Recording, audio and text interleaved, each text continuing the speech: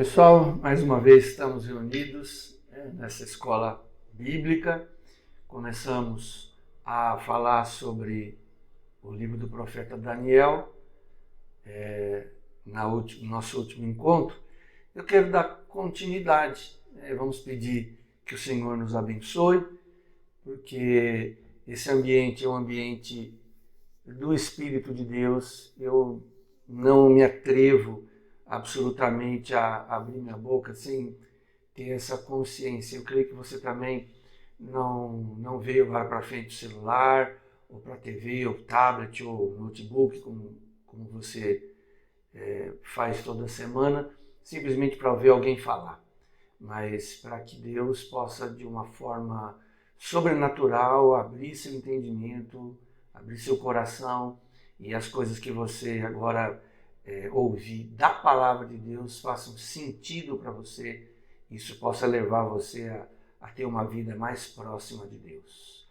Senhor, eu te agradeço por esse nosso encontro. Eu sei que por trás desse encontro existe um propósito, e que esse propósito seja alcançado nessa hora, e seja qual for o horário que esse vídeo está sendo visto, apreciado, a tua presença se faça real, em nome de Jesus. Amém. Os dias que estamos vivendo e alguns destaques no livro de Daniel. O livro de Daniel é um livro que eu conhecia, já tinha lido várias vezes, mas ultimamente, em face dos últimos acontecimentos, eu tenho despertado minha curiosidade, eu creio que você também, e algumas pessoas têm mandado mensagem, inclusive se você quiser, manda mensagem, manda uma pergunta. Algumas pessoas me procuraram aí pela rede social, mandando perguntas, e eu espero poder um dia respondê-las, mas essas perguntas me ajudam a estudar, me ajudam a entender qual é a curiosidade, o que está deixando a desejar, e quem sabe juntos, assim, com o auxílio de Deus, a gente possa ver respondidas algumas questões, né? O livro de Daniel, ele tem uma divisão, ele é dividido em duas partes iguais, tá? Do capítulo 1 até o capítulo 6 são narrativas históricas, aliás, muito empolgantes, e do capítulo 7 ao 12 é uma série de visões que Daniel recebe da parte de Deus. Algumas se encaixam na parte das narrativas, mas a maioria delas aponta para uma realidade circunstancial, né, da data do livro, lá do 6º século a.C., mas muitas delas apontam para um futuro distante, inclusive coisas que já se cumpriram e que vão se cumprir. Eu espero, numa próxima oportunidade, entrar mais nesse aspecto profético. Hoje eu tenho aqui alguns destaques nessa primeira parte das narrativas, tá? Que é a parte, vamos dizer assim, não vou dizer que mais fácil, mas as narrativas são lineares, e nós que somos aqui ocidentais, a gente tem muito mais facilidade com narrativa do que com aspectos proféticos, até porque a simbologia de Daniel é típica do Oriente Médio daquela época, então está muito distante da nossa realidade. A gente precisa, assim, de eruditos, né? Eu tenho lançado mão de algum material que eu tenho aqui na biblioteca, alguma coisa que eu pesquiso na internet, mas é necessário pessoas que conheçam um pouco, inclusive, de aramaico, porque uma boa parte do livro de Daniel é escrito em aramaico, nem hebraico é. O aramaico é mais ou menos parecido com o hebraico, é mais ou menos como se fosse português e espanhol, né? Então, o aramaico e hebraico são duas línguas diferentes, têm palavras totalmente diferentes, outras são parecidas. Então não é um livro de fácil compreensão, daí a gente ir devagar, né? Então eu tenho aqui 3 destaques. São destaques assim que numa leitura mais rápida chamam a nossa atenção. Eu vou ser talvez um pouco repetitivo com respeito à semana passada, mas eu queria chamar a atenção para o capítulo 1 do versículo 20 de Daniel. Esse capítulo 1, verso 20, diz algo assim incrível, que Daniel era 10 vezes, foi avaliado 10 vezes mais sábio que os sábios de Babilônia. Bom, Babilônia era a grande cidade. Nunca até então o mundo tinha visto uma cidade tão suntuosa, uma cidade tão rica, e não somente rica em questão de riquezas materiais, mas rica em conhecimento, rica em tecnologia, rica em conhecimento científico, inclusive.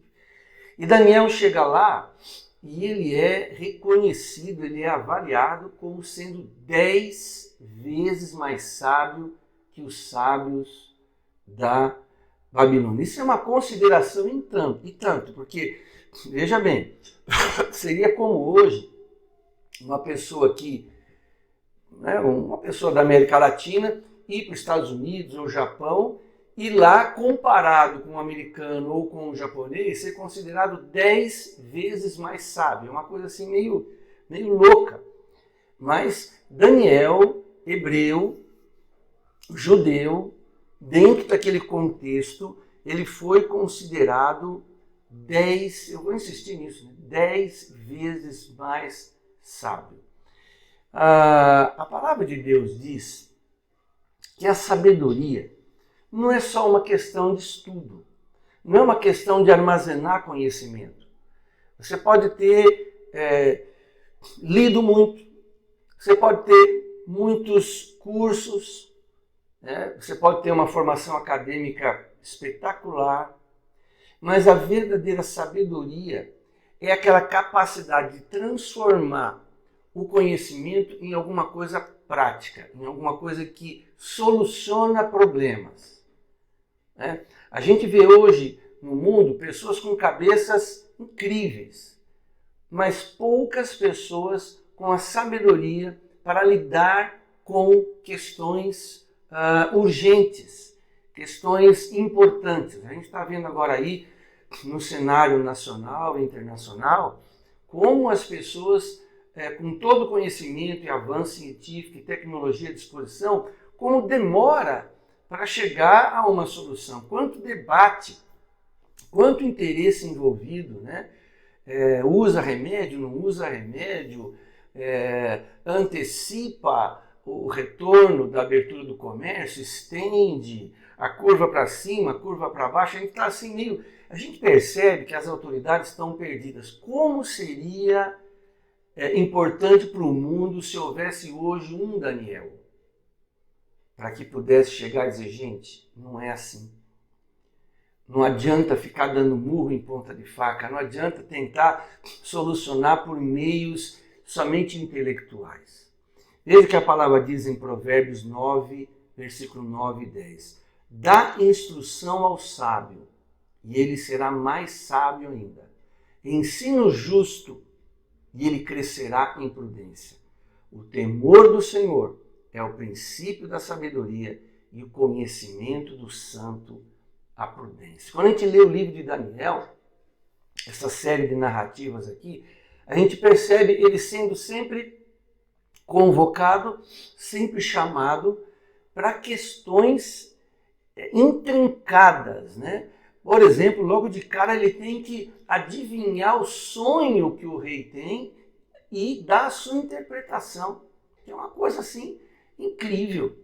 Então, a sabedoria de Daniel, que Deus deu a Daniel, com respeito a sonhos e visões, é algo extraordinário.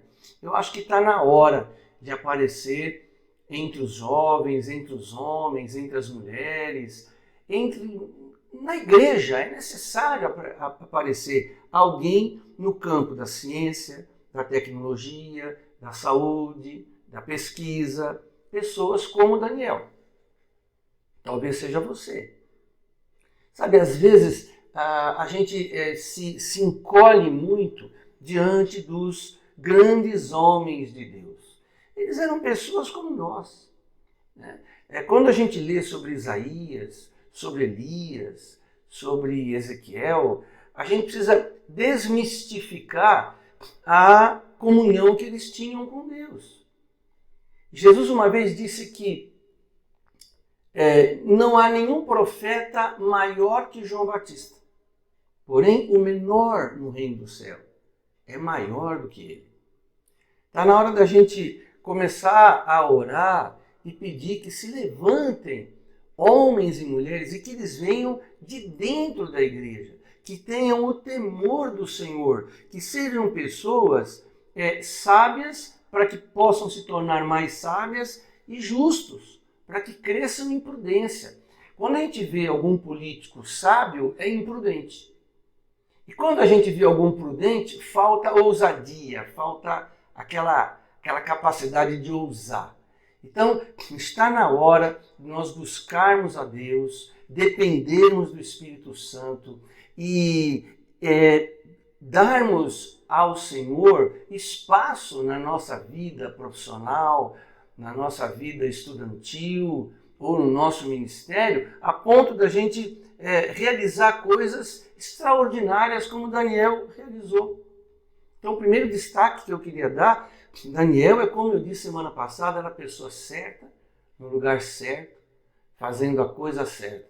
E se colocou nas mãos da pessoa certa. Os dias que nós estamos vivendo exigem pessoas com essa sabedoria, com essa prudência, com essa capacidade de olhar para um problema e dizer: Deus tem a solução. Pessoas com capacidade de, na sua esfera de influência, dizer: tá complicado, mas aguarde aí, eu vou tirar um tempo de oração, de jejum, eu vou ver o que Deus tem a dizer e em breve eu estou trazendo uma resposta. Nós precisamos de pessoas assim. Os tempos agora vão ficar cada vez mais complicados. Nós teremos problemas graves pela frente.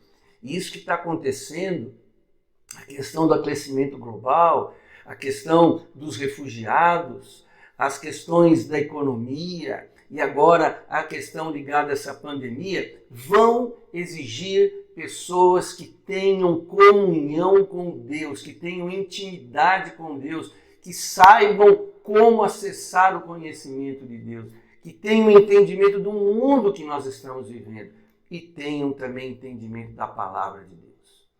Bom, o segundo destaque que eu gostaria de fazer é esse aqui, ó.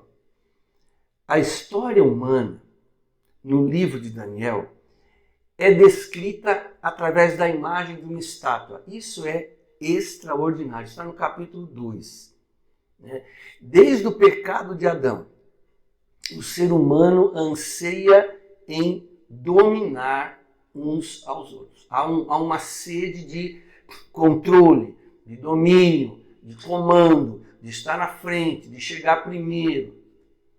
E essa imagem descrita aqui no capítulo 2, que é o sonho de Nabucodonosor, é algo assim fantástico, porque ela é extremamente simples, mas ela envolve séculos e séculos e séculos de história.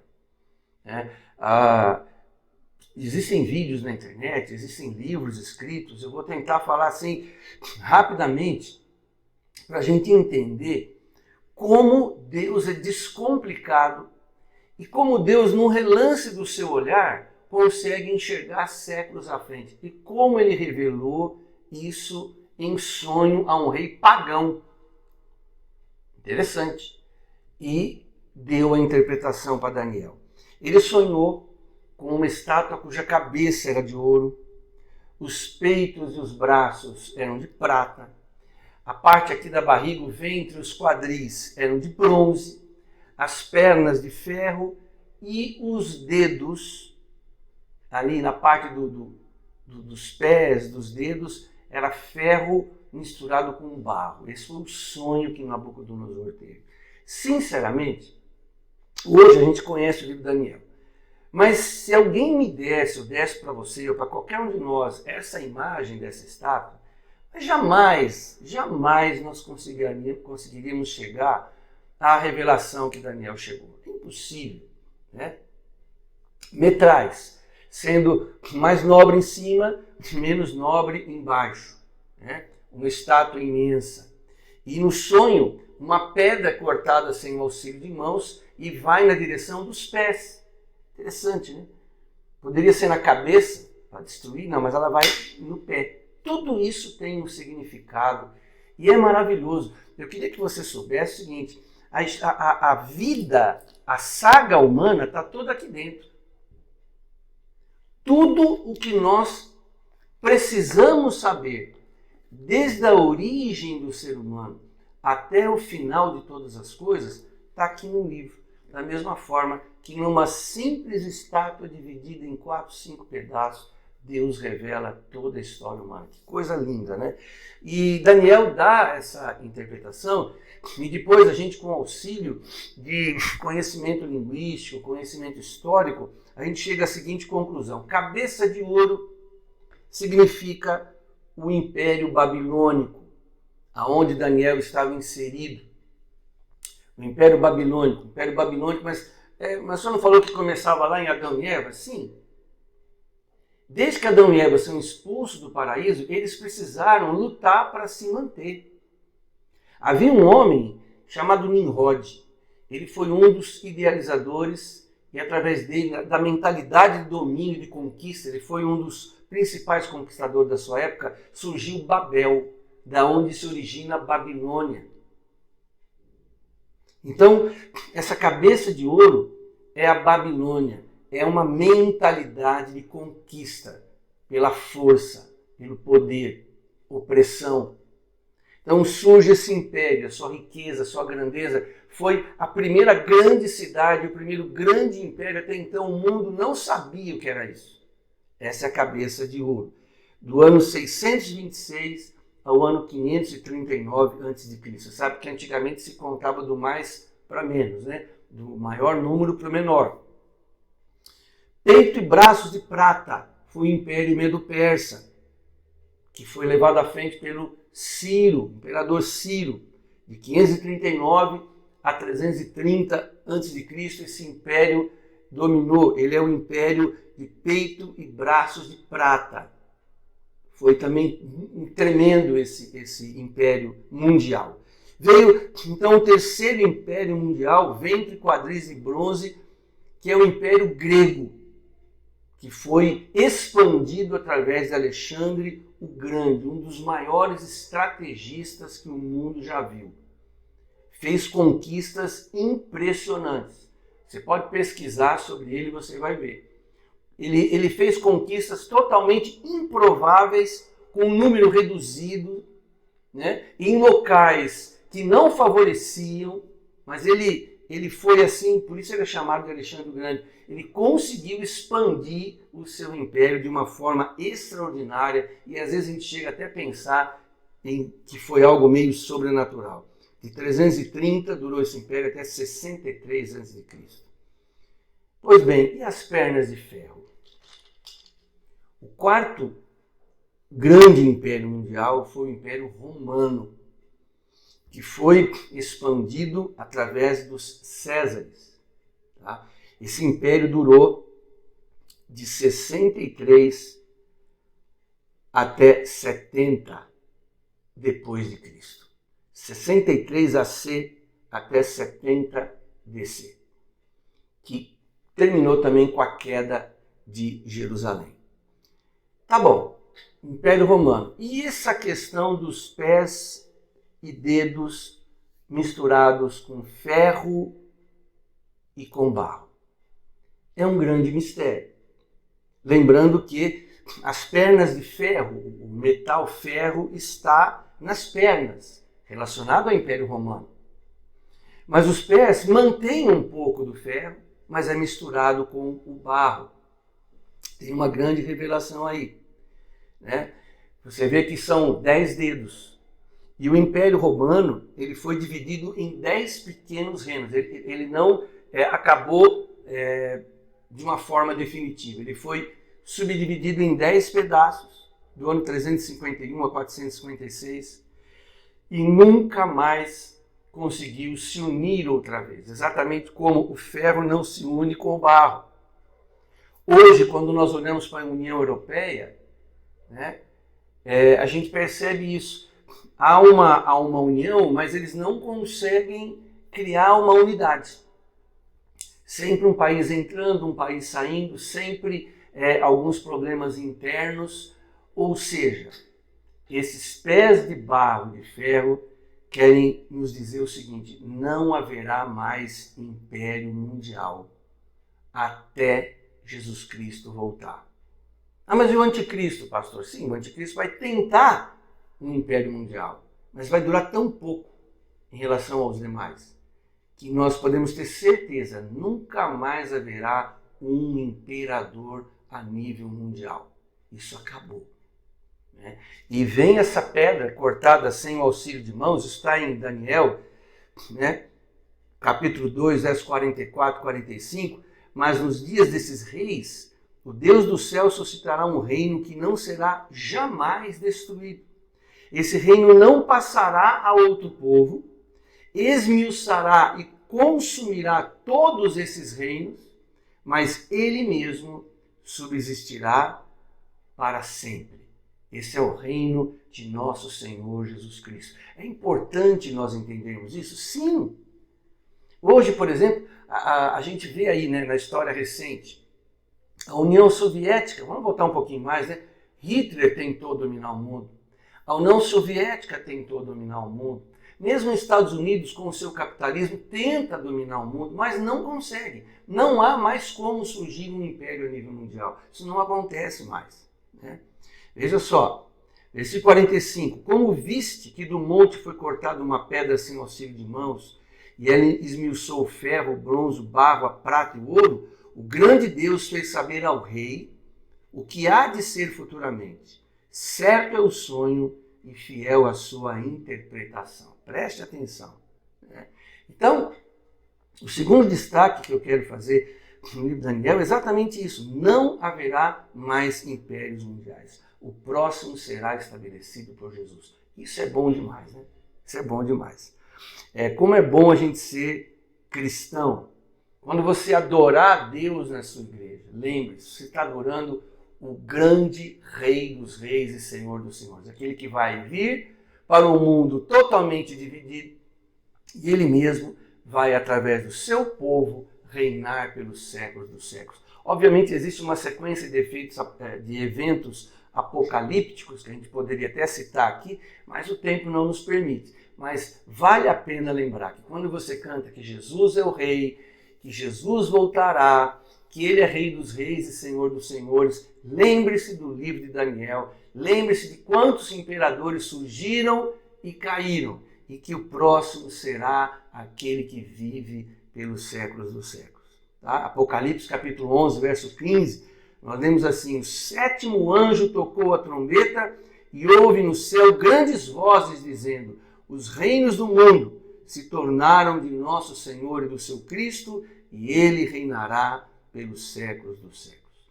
E o terceiro e último destaque que eu gostaria de fazer aqui no livro de Daniel, nessa oportunidade, está no capítulo 3. Tá? A fé radical que nos torna indestrutíveis. Você pensa que esse sonho que Nabucodonosor teve no capítulo 2 deixou ele humilde? Não. Ele deveria ter ficado mais humilde, mas ele não ficou. Ele constrói uma estátua e, na sua megalomania, não era só a cabeça de ouro, ela é inteira de ouro. Tá?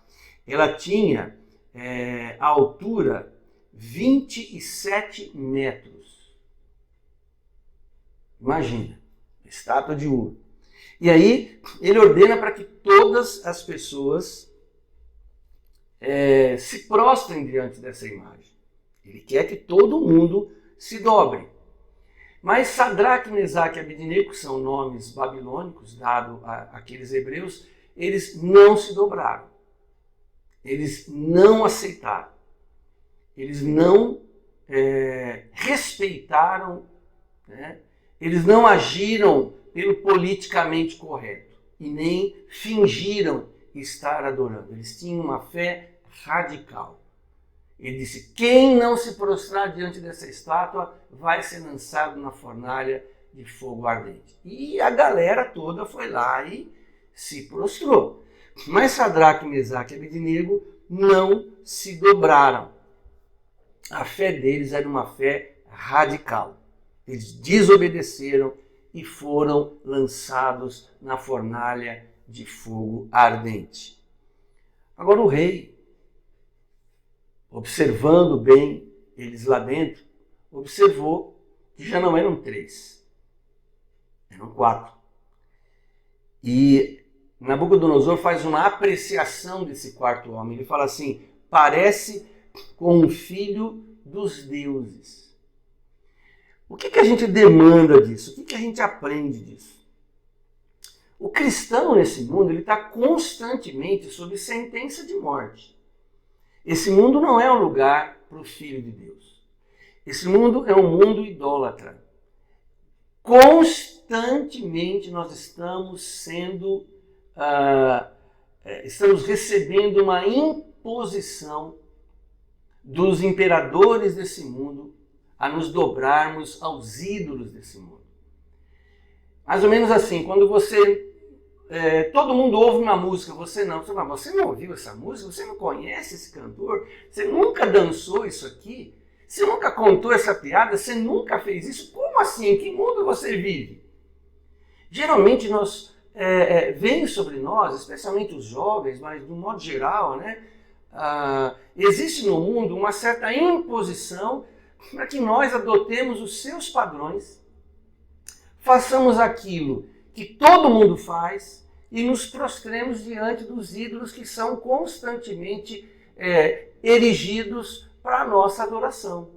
E vai se exigir daqui para frente uma fé semelhante a desses jovens hebreus. Nós vamos ter que aprender a falar não.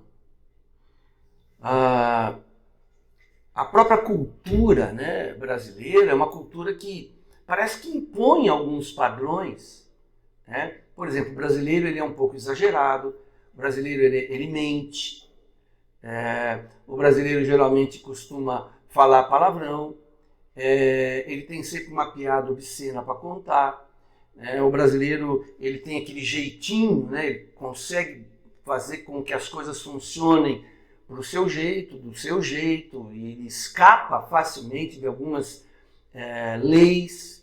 Então, nós vivemos numa cultura que é uma cultura babilônica, é uma cultura totalmente anticristã, é uma cultura que detesta os valores de Deus e aprecia e venera os valores desse mundo, que são valores carnais, mundanos e muitos deles demoníacos.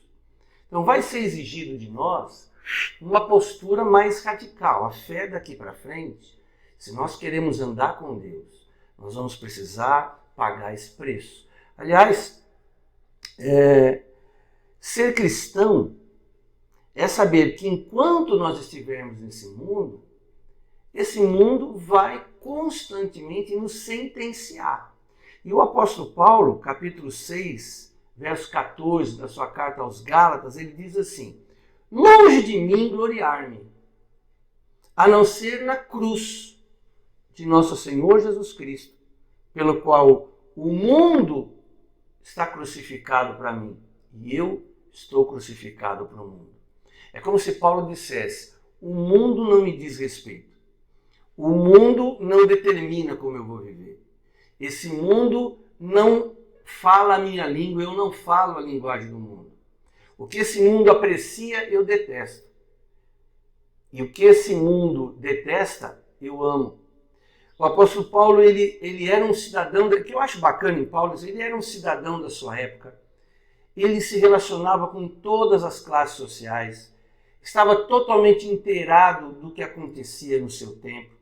Era uma pessoa que tinha assunto para qualquer roda de conversa, mas o mundo para ele não era aquilo que a maioria dos crentes vê no mundo hoje.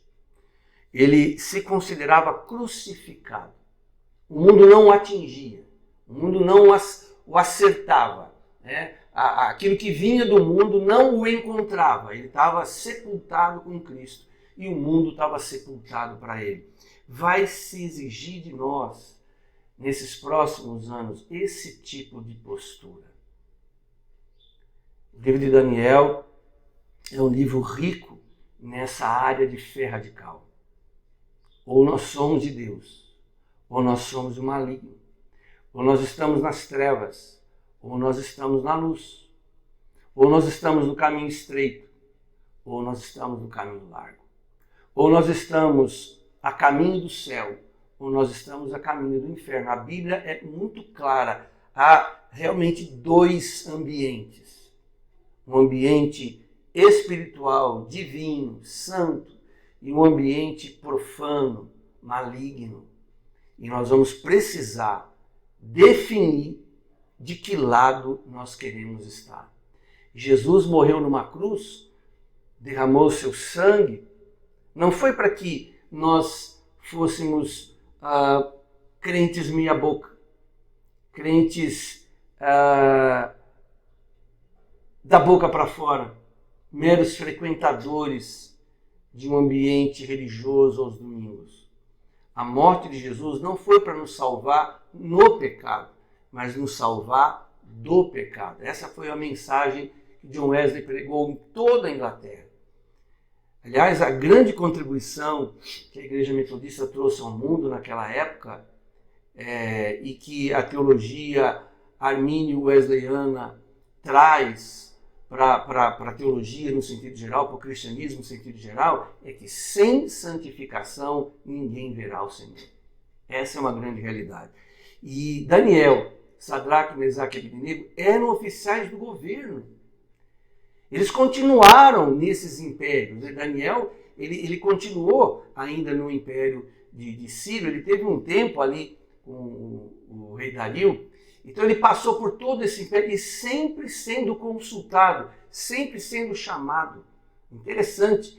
Mesmo com essa fé radical, ele não era uma pessoa esquisita, ele era uma pessoa santa. Então é um grande recado para nós isso. Deus não me chamou para ser uma pessoa esquisita, mas ser uma pessoa santa. Deus não te chamou para ser uma pessoa que eles vão olhar assim e achar um pouco, não, deixa esse cara aí, não quero saber dele não. Não. Deus quer que nós sejamos cidadãos da nossa época, mas que não venhamos a agir ou estabelecer os nossos princípios e valores com base nos princípios e valores dessa época. Jesus, ele foi considerado pelos fariseus como amigo de publicanos e pecadores. Ele andava com essas pessoas, mas ele não se contaminava. O crente deve ser nos dias de hoje, com uma gota de óleo colocada num liquidificador cheio de água. Você bate, quando termina de bater, abre a tampa, a gota de óleo está lá, ela não se mistura. É assim que Deus usou a vida de Daniel em Babilônia, de Sadraque, Mesaque e Abednego. É assim que Deus quer te usar nesses dias. É essa consciência de não nos misturarmos que nos torna indestrutíveis. Veja, o Daniel teve 2 ou 3 sentenças de morte, Sadraque, Mesaque e Abednego também. Enquanto eles estiveram em Babilônia, a sentença de morte estava sobre a cabeça deles, porque eles não adoravam aqueles deuses.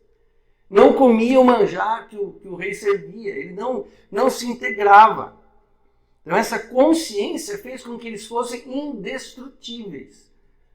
Pegaram Jesus, colocaram as mãos dele numa cruz, pregaram de um lado do outro os pés, ele morreu ali, pegaram Jesus e enfiaram dentro de uma tumba. Mas no terceiro dia ele ressuscita, porque fé radical é indestrutível. Quando nós temos uma fé radical em Jesus, nós somos indestrutíveis. Jesus disse, quem ouve a minha palavra, João 5,24, quem ouve a minha palavra e crê naquele que me enviou, tem a vida eterna. Não entrará em condenação, mas já passou da morte para a vida. Olha o que Paulo diz, pois por meio da lei, Gálatas 2,19, eu morri para a lei, a fim de viver para Deus. Fui crucificado com Cristo. Assim já não sou eu quem vive, mas Cristo vive em mim. E a vida que agora vivo, vivo-a pela fé. A fé que nos torna indestrutíveis no Filho de Deus que me amou e se entregou por mim. Jesus ressuscitou. É isso que se fala nesse domingo. Jesus ressuscitou. Hoje ele está à direita de Deus, indestrutível. A morte não tem mais domínio sobre ele. Por quê? Porque a sua fé em Deus foi uma fé radical. quando ele chegou em Getsêmani, ele orou: Pai, afasta de mim esse cálice. Todavia não seja o que eu quero, mas seja o que o Senhor quer.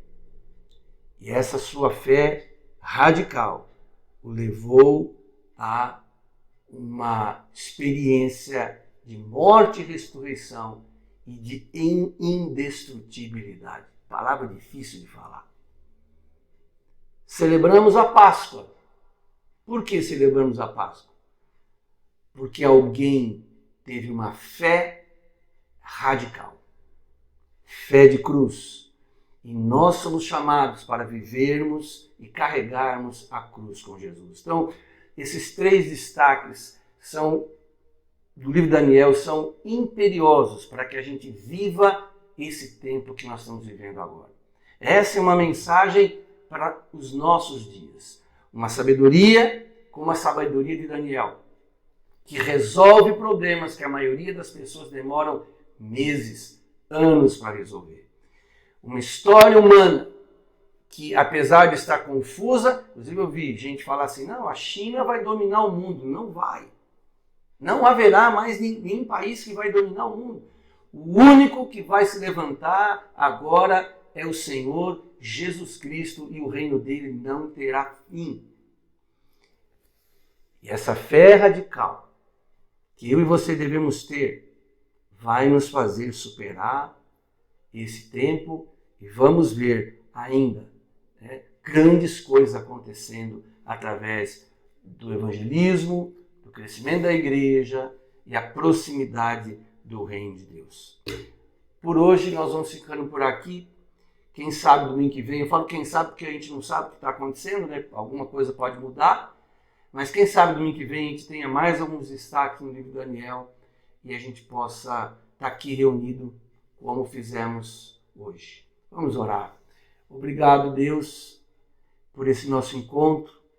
Meu desejo é que essas breves considerações sobre esses destaques no livro de Daniel possam estar encontrando eco no coração desse querido, dessa querida, desse irmão, dessa irmã, desse jovem, desse adolescente, dessa moça, desse moço que me ouve. Que a bênção do Senhor esteja agora despertando esse desejo para viver uma fé radical nesse Jesus que nos ama, deu sua vida por nós e voltará para nos buscar. Amém. Que Deus te abençoe. Em nome de Jesus, um grande abraço. A gente se vê aí.